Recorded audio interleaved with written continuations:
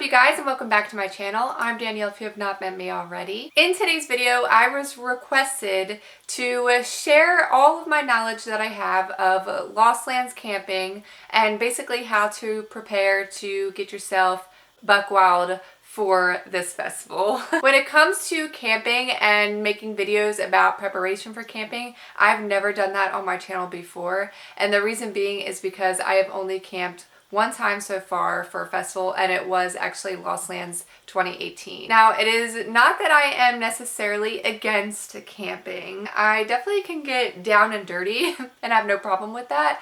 But it was just the way that it was organized and set up, and just the way that my body reacted to a lot, which I will get into it in a second, as to why I'm reluctant to do it basically without anybody except for my ex-boyfriend Patrick. He is one of the few that I got into the festival scene with. He is in the army and he's in Korea currently. So because of that, I am not camping this year at Lost Lands. I'll be staying at an Airbnb, but I can share with you guys here and there my experiences, and in turn, hopefully that will maybe allow you to kind of know a little bit more of what to expect.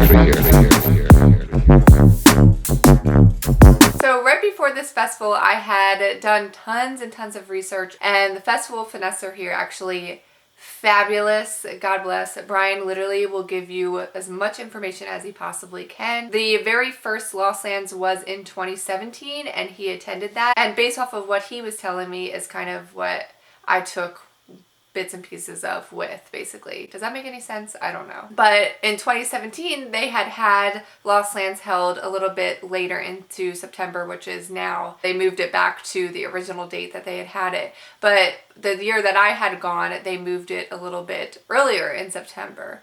Because of that, it was still very hot. And I was basically preparing based off of the vlogs that Brian was sharing, where it was a little bit cooler weather, especially in the evening time. I don't think that I necessarily was very aware of how hot it would be for me during the day. Because of that, my body could not cool down, because when you're camping and you're literally rising with the sun, you're basically never getting that time to like cool down. That's still fine. Like, we had things, we were staying hydrated all the time. We had tons of things to prepare ourselves for being hot and sweaty. It is a festival overall and you do dance and get hot.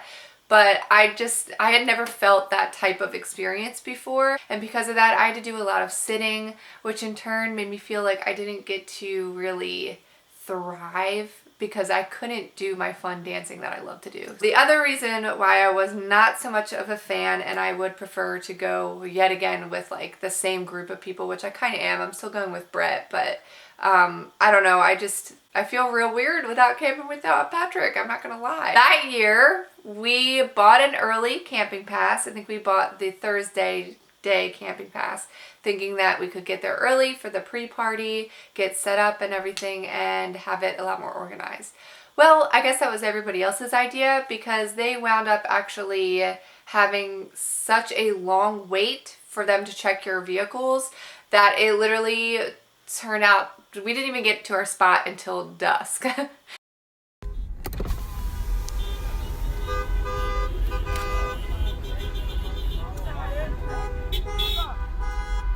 So then we're panicking because we couldn't even see to set up all of our stuff, and we were already missing like half of the pre-party. With that being said, it was a little bit unorganized in where to place us for our spot. We just had regular general admission camping. Nobody was directing us when we finally got through to where they were checking all of us.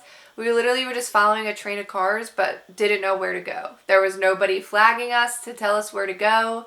Nothing of the sorts. It was very unorganized, which this is not a complaint. I'm not complaining. Like I said, I would still camp again. I'm just letting you guys know this was my personal experience. Once we finally were like, maybe we should just park it somewhere and just get out. As soon as we started doing that with a group of other people, this kid came running out of nowhere and was like, you can't set up here. This is for handicap or something like that. And we were like, well, shit, we don't want to set up here if this is someone else's spot, but where do we set up? And the kid like literally had panic in his eyes, and he was like, shit, I'll be right back. And he like runs over somewhere and then runs back and tells us to park like where the RVs are or maybe we misunderstood him, which we very well probably did. But we're like, okay. So then gave us like a landmark to follow, and we followed it, and still nobody was anywhere to be found to tell us where to go. So we just decided to stop. And then as soon as we did, someone ran over and said, this is RV camping, you can't camp here. And then finally a group of people, it wasn't our group per se, we were just following other people. They were getting pissed off and they were like, well, where the fuck do we camp if no one is telling us where to set up?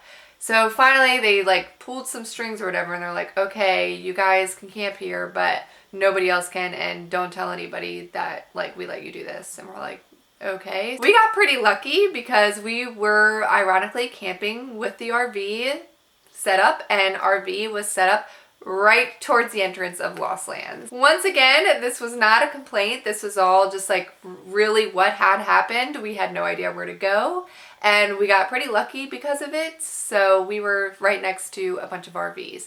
However, with that said, we had already arrived pretty late in the evening time, so we couldn't really see what was happening to set up with. And then also, we weren't supposed to camp there, so there wasn't really a spot for us technically. So we didn't even get to really set up how we were planning to. And that is basically my whole experience. And then from there, I got really, really hot and sweaty all the time. Patrick actually had to go to the paramedics because he was incredibly dehydrated. And all of it was like solely, like none of it would have happened if we didn't camp. I know that for a fact. I did just want to share that story. I don't think I ever had before. And also with that knowledge, that is kind of why I'm a little hesitant. And I just want to tell you guys that. I don't know how 2019 went. It might have went a little bit better just based off of the things that I was reading on Reddit. Absurd. Now we'll get into what I think you guys can expect for this year. So I basically just started reading off the options of like camping. I don't really know why, but I didn't like read off the rules that Lost Lands has on their website about like what to bring in for camping and like what to expect. So once again, I'll let you guys know like several times in this video, but I will have the link down to the official Lost Lands website, and that will give you more insight on like what to bring with you in your cars for camping and like what to expect in that regards. If you have any specific questions about that, then you can let me know, but all I can really give you answers off of is based off of my experience in 2018, which, as I'm kind of explaining, kind of was like a little bit of a shit show when it came to like the searching and stuff. So just be cautious, okay? That's all I'm gonna say.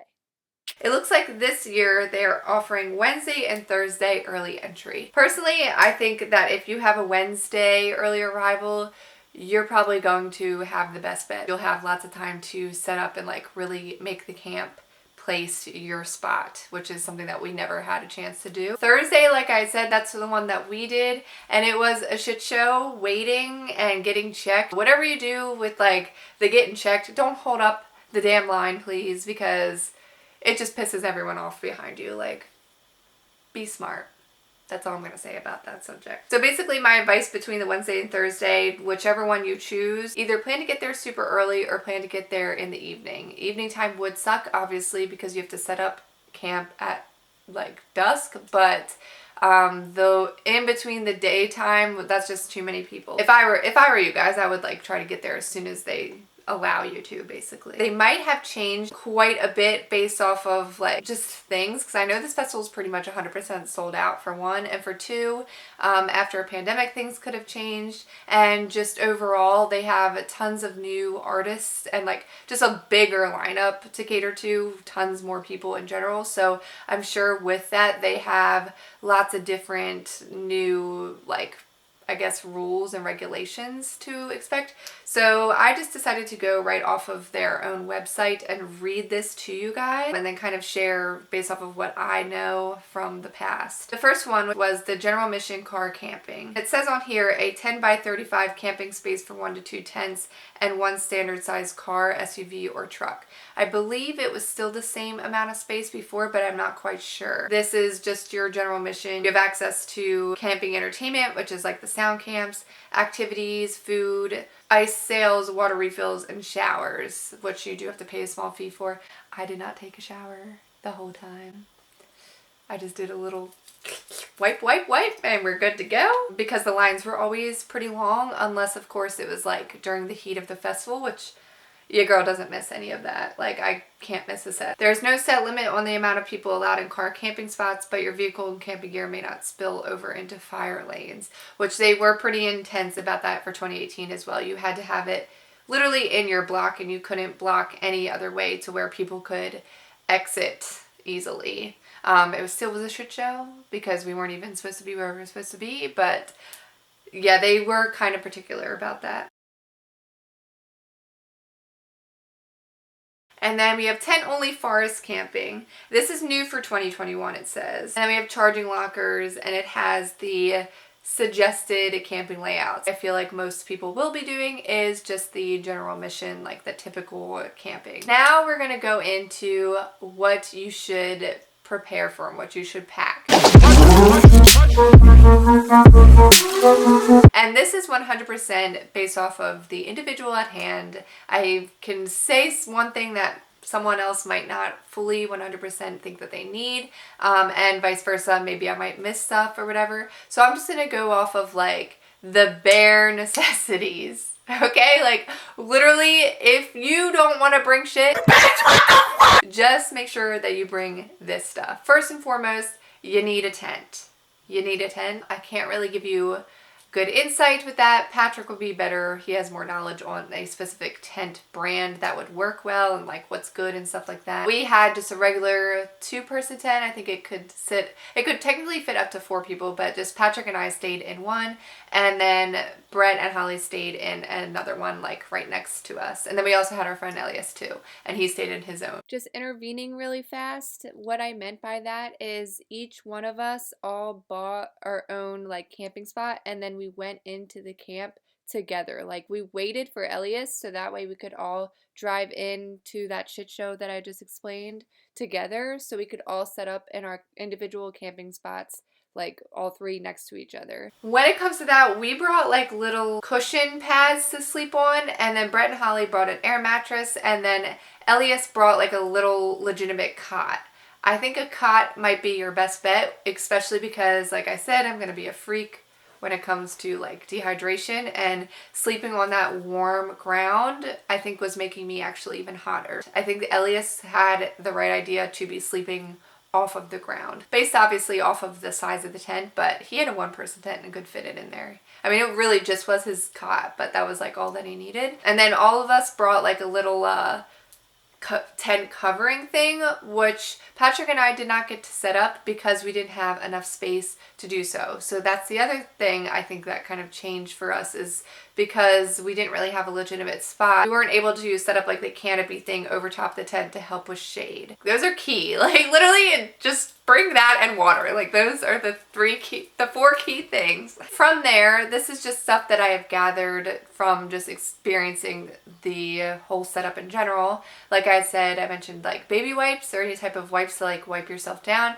because I did not take a shower. I did not want to take a shower. I always felt like I would feel more cleaner doing that than like standing in a shower. I can't do it. And then the other thing that I really want to talk about, and this is like not necessarily a necessity because they are pretty pricey, but it just made everything so convenient for Patrick and I, and it was the fact that we had a Yeti cooler. Patrick was like all about this Yeti cooler, and I was kind of like so about it. However, I know from the difference between Holly and Brett's cooler to ours is they had to get ice like within every couple hours, and Patrick and I the entire time only had to get ice twice. So we had to get ice twice. That rhymes. So if you have a little bit of extra spending money, look into purchasing a Yeti. We got a big one, but you can obviously get like the little smaller ones if it's just you.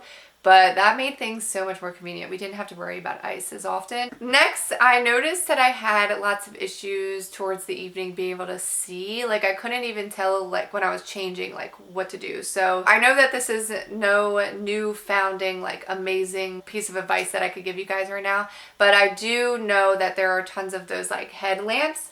Just living by the F word here on YouTube, she has a lot of camping preparation videos, and she actually talks about like this like headlight that she will wear to certain festivals, and I've been looking into investing in one of those because I think it would be really nice just like walking back from like the festival and stuff and just getting like changed into regular clothes or whatever at nighttime. I can like just see by like looking in the direction that I want to look at. That is something that I would definitely go back and change and make sure that I have for whenever I camp again. When it comes to food, I always feel like that's the part where people might actually over prepare on, because you're thinking, oh, I'm gonna be so hungry, and you're like, what about like when I come back after the festival, before the sound camps, like yada yada yada. Before I get into what I think you guys should pack for yourselves when it comes to food, I did want to let you guys know that they do have like food stands and stuff like that that are set up in the festival grounds as well as on the campgrounds. So you do have access